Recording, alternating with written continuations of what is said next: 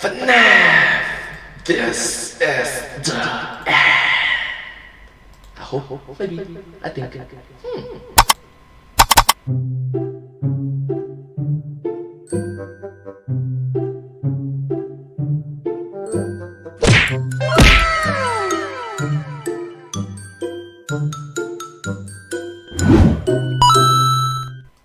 Hello everyone, welcome to this video. In this video, I'll be reacting to one of the videos from the YouTube channel The Game Theorists. This video is about FNAF!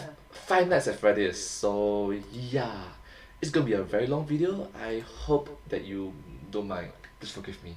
Let's start! This video came out in year 2018, so I think around 3 years ago. Dear Diary, yesterday was so amazing. He's here, he's there, he's everywhere. Who are you gonna call?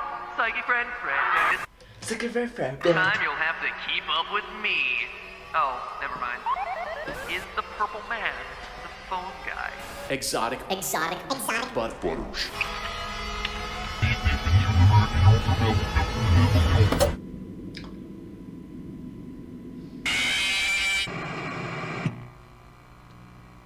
Hello Internet, welcome to Game Theory.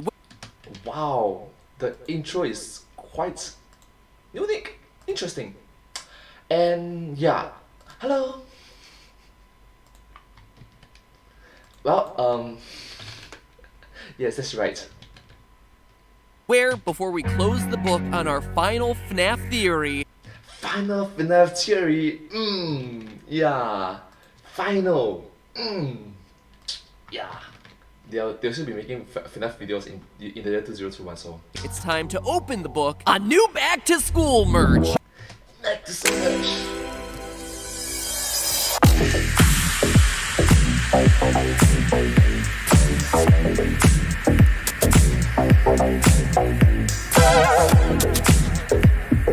Or back to work post-summer vacation merch. Back to work post summer probation. Anyway, you guys know that I take merch super seriously, but this time I wanted to try something really different. You guys clearly like mysteries and theories, right? Well, this is, as far as I know, the first ever YouTuber merch that gets totally meta.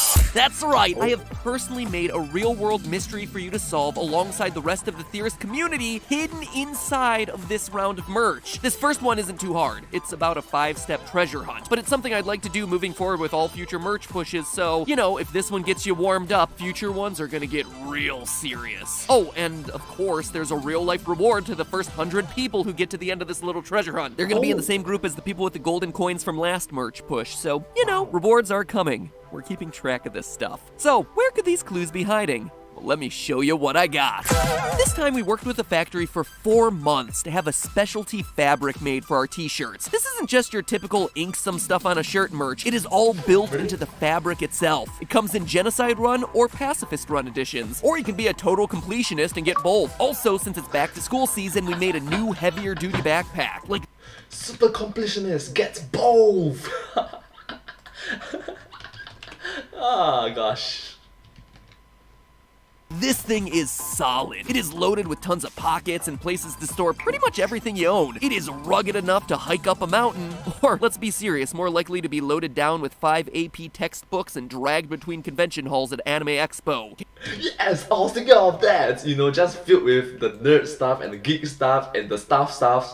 Yeah, I'm sorry, I'm a nerd. So. Do all of those things too. There are new socks to complete your outfit since, let's face it, you can never have enough neon green articles of clothing. A pop socket, which, if you're not familiar with them, is the single most useful phone device that you will ever own. You hate dropping your phone on your face at night? Well, now you don't have to. You want to prop up that phone to binge watch some FNAF theories? Pop that socket. You want an easier way to take photos? Sock it to me. Get 2 and you wrap your headphone cord around it. Seriously, these things are the best. They're so darn simple and they are so effective. And what back-to-school collection would be complete without your own Theorist moleskin notebook? Now, I know from meeting you all at conventions that so many of you are either artists, writers, or theorists of your own looking for notebooks to house your ideas. So this was something that I thought a lot of you would appreciate. It even comes complete with some pages ripped straight out of my own theory brainstorms. All of it works great, it looks great, but most importantly of all, it's gonna make you feel great. So get on it. Ace your back-to-school look right now by heading over to the merch site. It went live live with this episode. Or you can always wait until the end of the episode where I can throw that link right into the video itself, or you can always dual wield the windows next to each other so you can do both at the same time. The only thing I gotta say is do it now, because when we run out, this stuff is gone. Everything is limited edition, and the last round of merch we had, some stuff started to sell out in the first 24 hours. If you place an order this week, you're guaranteed to get it before the end of the month, so go ahead, give it a look. I hope you like what you see, and I cannot wait to see you sport in some new Game Theory green.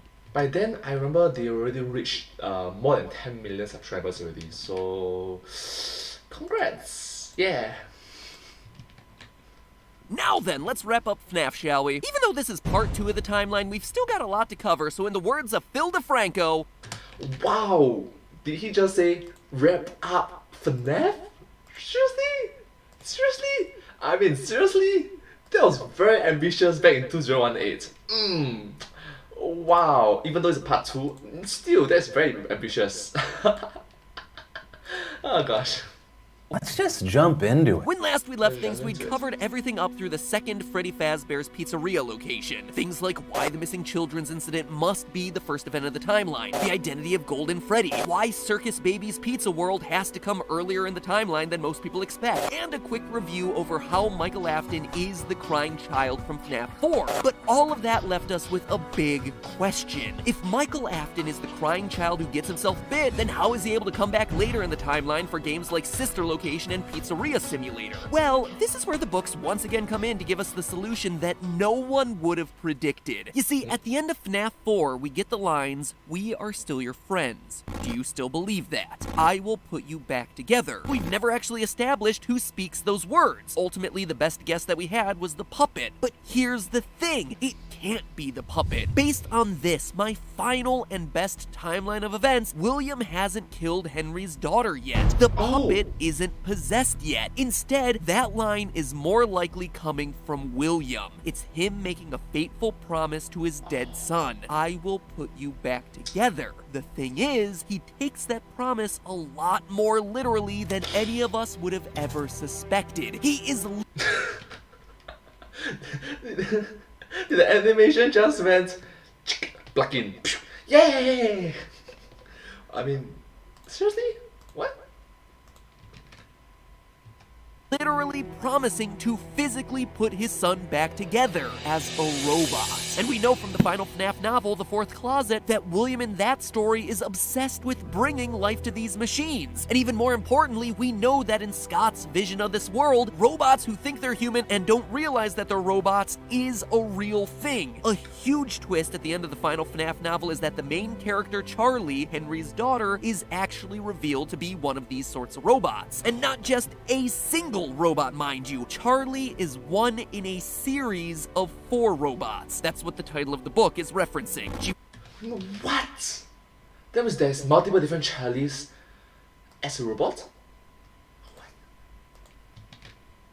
Was kidnapped and killed by Afton as a 3-year-old girl, and in his grief over losing his daughter, Henry built 4 robotic versions of her, each one slightly older than the last, implanting each version with memories so that she could grow up just like a normal kid. Quote, Charlie would be a baby, then a little girl, and then a sulky teenager, then at last she would be a woman. She would be finished. Perfect. End quote. It's weird, definitely, and it opens up a whole heck of a lot of plot holes in the novel, but I honestly think that this might be what happens to Michael Afton in the games. Clearly, he dies during the bite of 83. The survival logbook confirms this over and over and over again. That is locked in. But Michael is literally rebuilt by Afton, put back together by William. The books allude to it, it fits with the timeline, and most importantly of all, it explains why he doesn't die after getting scooped in Sister Location. I should be dead, but I'm not. Why his memory is so foggy throughout the survival logbook, but most importantly of all, why he can only die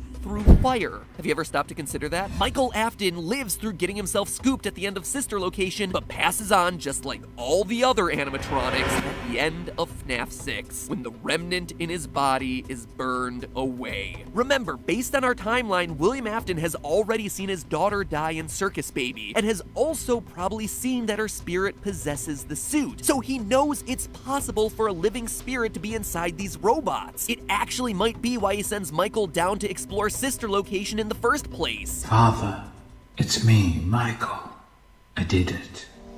I put her back together, just like you asked me to. He knows that Michael's sister, his daughter, is still down there, so he's aware of what she is, and it might be his way of breaking the news to Michael. Hey there, kiddo, there was something I was meaning to tell you, but unfortunately, I'm kinda trapped in a wall right now. So go down into that creepy cellar I have and pay a visit to your sister. She might prompt some really existential revelations. And lastly, consider this. In the bonus cutscenes for Sister Location, Baby establishes that she knows that Michael can't die. You won't die, you won't die, you won't die. So she might just recognize that they're one and the same. This insane sounding theory, and trust me, I recognize that it sounds completely bonkers, may actually tie into the mystery of the FNAF 4 box. What's in it? It might actually be Michael Afton's body. Yeah, remember how I just said that in the 4th closet the main character was actually the 3rd in a series of 4 robots? Well, No! What? What? Oh gosh, did you see that coming? Oh my God! What? What? well, she almost gets herself killed at the end of Book 2 and is discovered midway through Book 3, locked in a box that sounds very similar to the one that appears at the end of FNAF 4. Very similar. Quote, John moved to a large green chest, the paint almost entirely worn off. There was no lock. John knelt beside it, found the handle, and heaved it open, then shuddered. It's Charlie, he said hoarsely. In the chest. She was locked in a box. That's insane. She was locked in a box. Who knows for how long? Days? Months? End quote. I actually know how long she was trapped in the box. It was 6 months. So anyway, is this definitive proof of what's in the box and that Michael Afton is a robot? No. So yeah, my bad is a nerd. He will actually do research for it. 6 months or? No, but it's definitely circumstantial evidence, and think about this. Remember that Scott kept the box locked because he was worried that the fan base wouldn't accept the answer to what was inside of it. Well, can you blame him? If he kept a broken robot kid inside of the box, that would probably upset a few people because at this point in the series, it would literally come out of nowhere. Up to FNAF 4, this was just the story of a creepy, haunted animatronic pizzeria. Nothing about robot kids or anything like that. The last stretch of this series just went into some weird directions. Anyway, with the bite of 83, Fredbear's Family Diner closes, leaving only Freddy Fazbear's second location, Junior's, a new, larger location with upgraded security in the form of the toy animatronics. But after all the missing children from their last endeavor, Henry wanted to take an extra special precaution to further protect his daughter. He installed an upgraded surveillance system in the form of security puppet. Ooh, that's a red flag. That's a really big red flag. Specifically programmed to watch one child, his daughter. As an added nod to where Security Puppet fits into the timeline, Scott very clearly included the puppet's signature gift box as part of the visuals in its minigame in FNAF 6, a box that only occurs in the FNAF 2 location. You can even see what looks to be wanted posters in the back alley, thereby establishing that a crime had been committed in this area previously. William Afton returns and, because he's a prime suspect in the missing children's incident, is not allowed back at the pizzeria. That's why we see him turned away at the door to Junior's. As a result, he's forced to kill Henry's daughter outside, behind the facility. Her soul goes on to possess the security puppet, and she proceeds to give life to all the other lost souls still trapped in the original 5 animatronics. We know this based on the Save Them minigame, where we see the puppet searching for someone to help the dead children lying around the pizzeria. The toy animatronics are standing on stage lifeless, but most tellingly of all, we see the original versions of Foxy, Chica, and Bonnie inactive in the parts and supply room, and yet Freddy is somehow able to freely move around. This shows us that some of the OG animatronics haven't been given gifts, given life yet. Oh, some of the OG wasn't given gift, given life yet. That's true. That's true. That's true. That's true. Wow, that's The law is deep. It's also worth noting that on rare instances, we get an Easter egg of Golden Freddy, broken there on the floor, his ghostly self phasing into and out of existence. And that's not all. Get close to him, and for a brief moment, you catch a glimpse of a white dot appearing in his eye. Golden Freddy has the spirit of Cassidy already in him, except there are two problems. First, he's a spring-lock suit. Unlike the others, he can't freely move around because he's not kept in animatronic mode. Despite the puppet's best attempts, Cassidy will be forever trapped in a suit that is perpetually slumped over. But secondly, the yellow Golden Freddy suit is being kept, like we saw, in the FNAF 4 location. Hence why in FNAF 2 and then onward in the series, he's forced to remain as just a spirit. Afton continues to sneak into the pizzeria disguised as a security guard, using his signature spring-lock suit and crank to kill kids. This prompts the animatronics to get angry and attack anyone in a security guard uniform. As we see throughout the FNAF novels and as the puppet reinforces an ultimate custom night, the others are like animals, but I am very aware. So they're not rationally. Oh my god, that is creepy AF, but I am very aware. Oh my goodness. Jeez.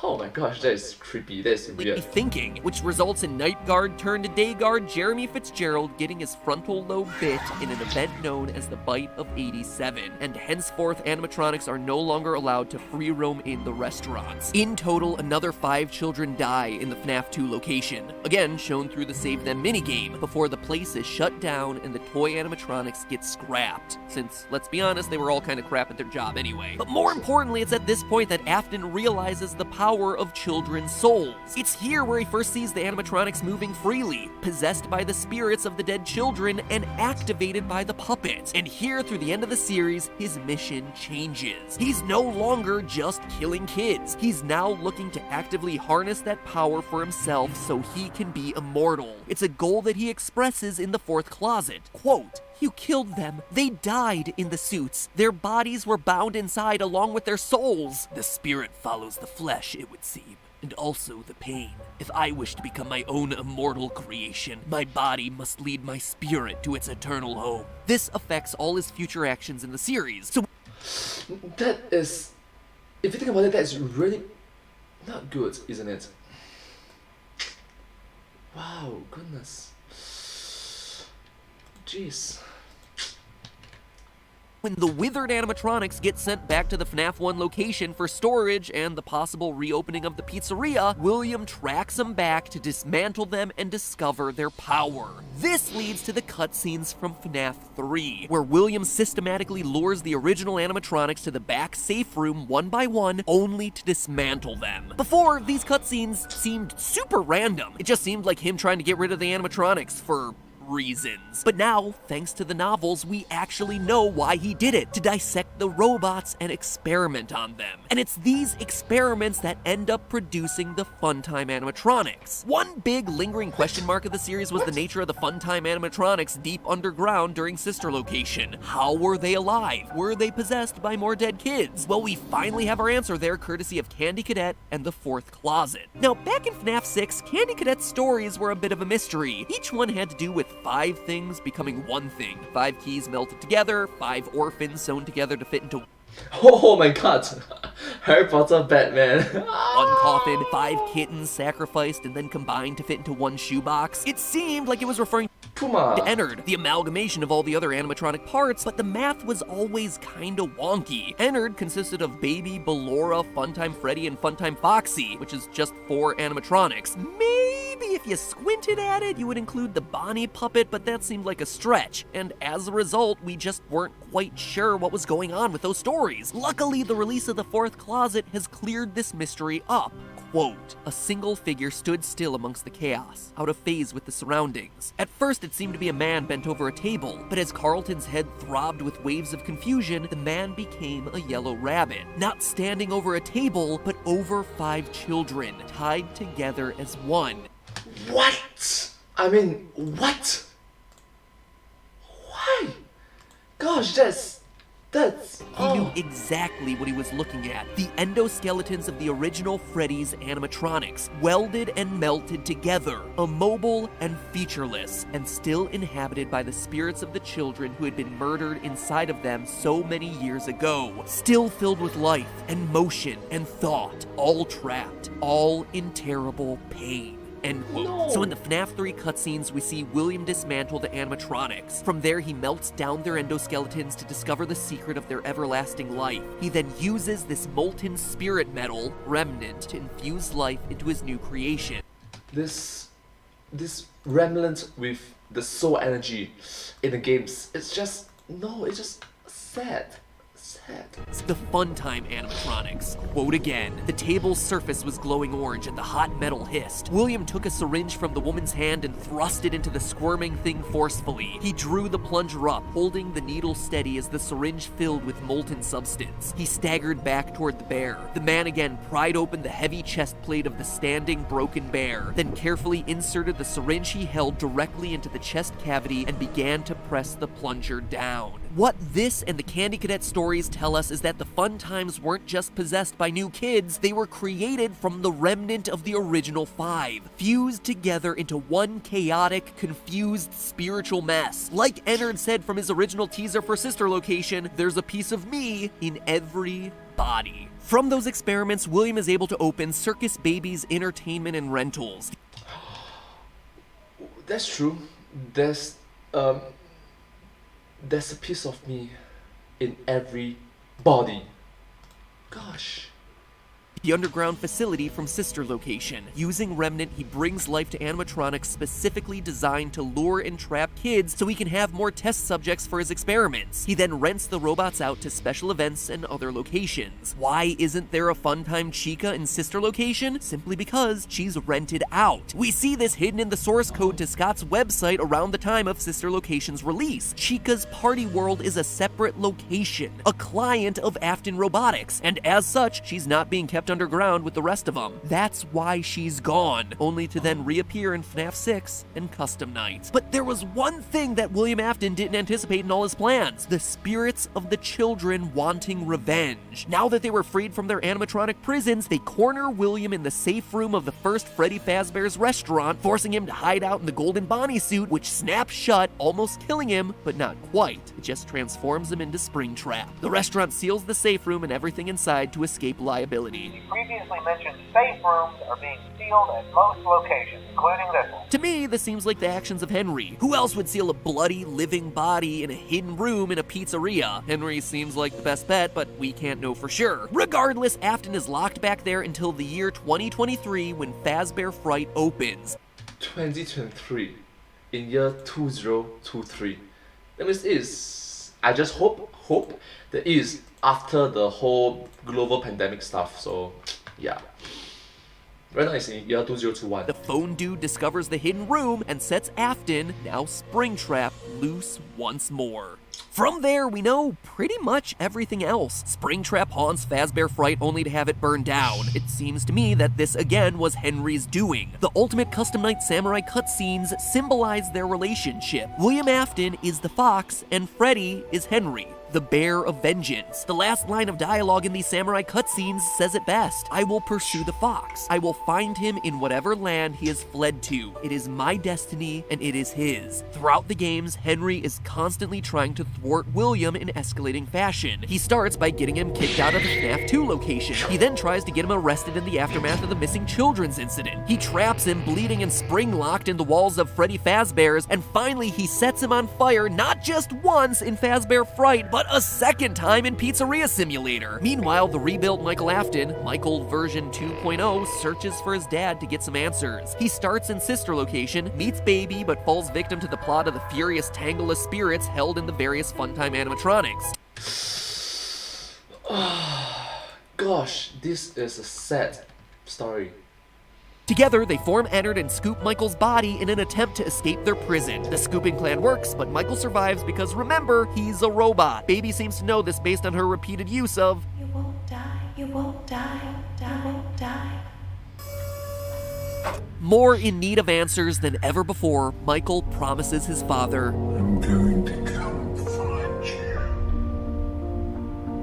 Which leads us at last to FNAF 6. Even though the puppet tried At last, to free the spirits of the dead children in FNAF 3, it doesn't quite work. This is because the spirits were no longer complete, with parts of their souls now trapped in the funtime animatronics, which themselves are now in the form of molten Freddy. This is why paragraph 4 is such a big deal throughout FNAF 6. Based on the insanity-ending blueprints, paragraph 4 stipulates that all creatures containing remnant must be in the pizzeria by the end of the week, so that when it burns, everyone goes with it. All remaining remnant must be purged in order for the souls to finally be set free. Michael accepts the role as night guard at the simulated pizzeria. Henry summons all the animatronics there, burns it all to the ground, and finally releases everyone, including condemning William to hell. Well, he didn't release everyone. Golden Freddy, still a vengeful spirit, has a bone to pick with Willy, so she traps him in purgatory, forcing him to suffer for eternity at the hands of the monsters he created. And despite Old Man Consequences telling her to relax, she won't quit, hence her soul still being in Golden Freddy's twitching eyes as he fades out into the darkness and as the series hits its final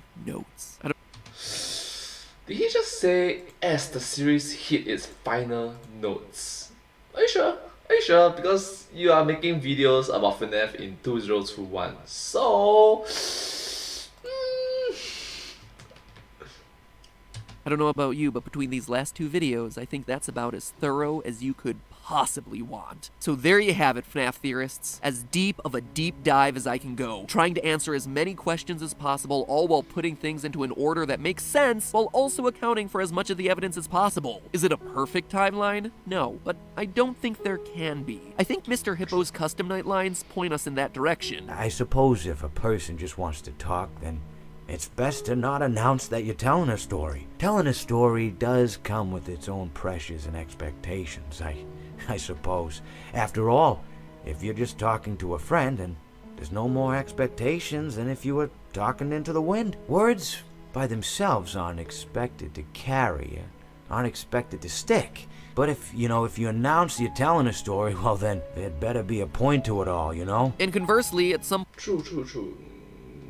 That does make sense. point, you just analyze down a story to the point of meaninglessness. In the end, whether this whole timeline is right or wrong, decoding FNAF's labyrinth of lore has been the single most exciting and enjoyable challenge I've covered on this channel.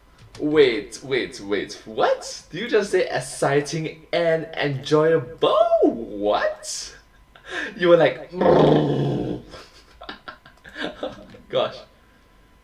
Yeah, we've covered it. A lot. A bit more than I would have liked, quite honestly, but for good reason. Few games give their story this much thought, and even fewer games tell their stories in such a compelling, mysterious way. I've said this for a while now, but FNAF is the perfect modern game. It's cheap, if not free, so anyone can play it. The mechanics are simple, it's fun to watch other people play it. Like right oh my damn it! And it seeds in Easter eggs that get other people talking online. 4 years later, and still, only a handful of indie games and practically zero AAA games have followed in its footsteps. True, and note that this video came out in year 2018, so it's like 3 years ago. So it's 4 plus 3, 7 years, and it is still great. Yeah, thumbs up.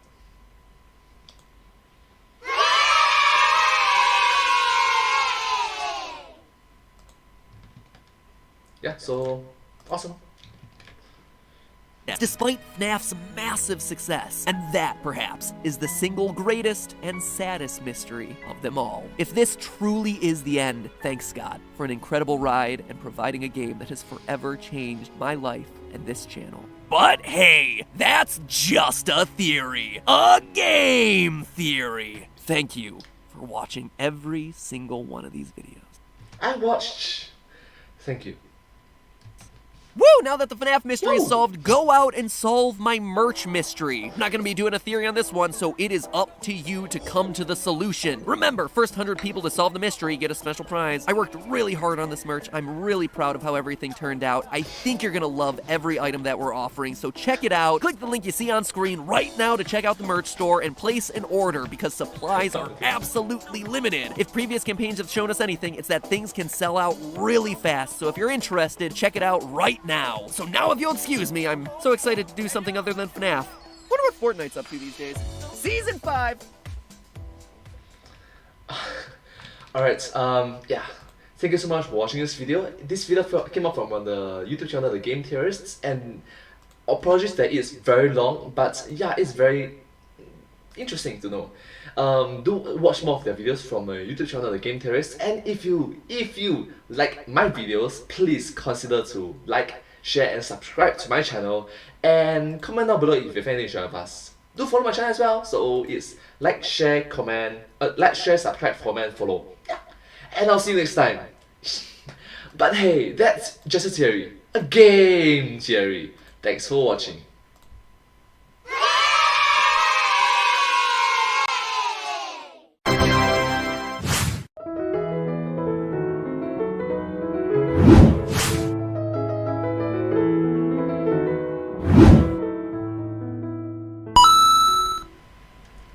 The last video.